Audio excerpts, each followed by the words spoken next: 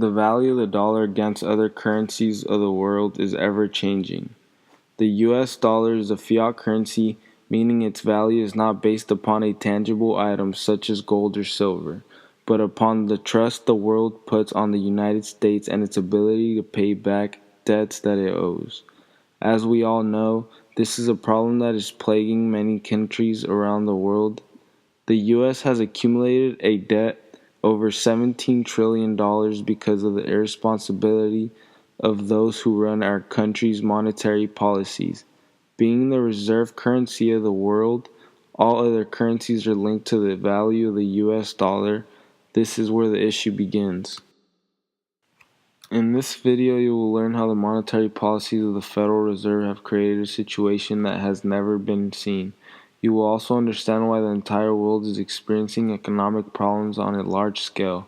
You will learn that the policies of those in charge of our economy are seriously flawed and that they are merely delaying the inevitable. Here's an overview of how the economy is in serious trouble and how the government's actions in the situation are making things worse. I don't think there's any question we're heading for a new monetary system. The question is what will it consist of? The four choices are sort of a world of multiple reserve currencies, and Barry Eichengreen of Berkeley is the leading proponent of this, or leading scholar on this topic. The problem with that, and where I disagree with Eichengreen, is there's no anchor in that system. We did have multiple reserve currencies before in the 1920s. He's right about that, and it was sterling and the dollar, but they were both anchored to gold. And in the post-Bretton Woods world, since 1944, it's been one reserve currency, which is the anchor, and it was anchored to gold until 1971. Since then, the dollar has been detached from gold, but all the other currencies are still linked to the dollar. So at the end of the day, we've had an anchor of some kind. We've never had a world of multiple reserve currencies with no anchor. $700 billion TARP bailout, which I voted against as it happens. Not a whole lot has been talked about with regard to the $2.2 trillion that the Fed has lent out. Now, I find it absolutely extraordinary that I wrote you a letter and I said, hey, who'd you lend the money to? What were the terms of those loans?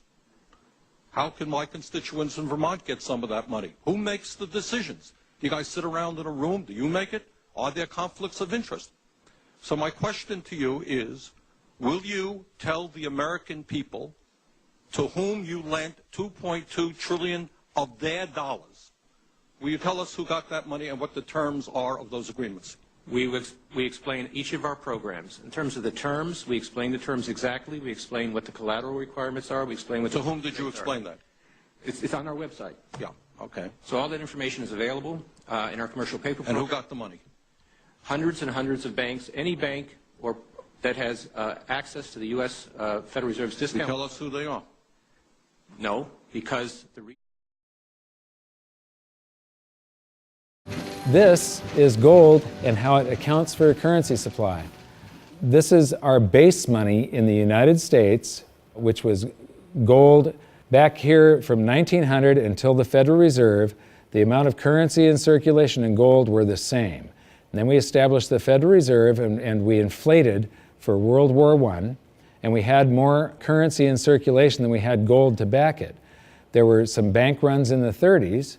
Then Roosevelt unpegged the dollar from gold, and gold's value rose from $20 an ounce to $35 an ounce, and when it did, the value of the gold held at the U.S. Treasury rose to meet the value of all the currency that was printed in the meantime. Here's the same chart again, but now I'm taking it out to 1971, and what you see is these gold inflows during World War I. During World War II, it's another 117% gold increase. This is what made the United States a superpower. It's all financial. It isn't our war machine necessarily. It's all the gold inflows that we got because everybody else was at war and we were isolated from it. And they had to pay us for all their consumer goods and so on. And then we jumped into the war and we inflated. And then in about 1959, countries started figuring out that we didn't have all the gold. We were printing more dollars than gold that we had to back it. And under the Bretton Woods system, they could go to the New York Fed and turn in their dollars for gold at $35 per ounce. Only foreign central banks. Individuals couldn't do that. So gold started flowing out, and the U.S. lost 50% of its gold from 59 to 71, and in the meantime, we kept on printing currency. If this had continued until it got down to zero, if there was one more dollar out there that laid claim to gold, that came in and said, we want our gold for a currency, and there was no gold to back it up, the entire world monetary system would have come crashing down. So Nixon had to take us off of the Bretton Woods system, the last vestiges of the gold standard in August 15th of 71. So here's the same chart again. There's the first chart and the second chart to 71, and now I'm taking it out to 85, and I'm adding a second line here. How many people would agree that credit cards are replacing cash in circulation? Yeah? Credit cards, you use your credit card more and more every year, right? You use cash less and less.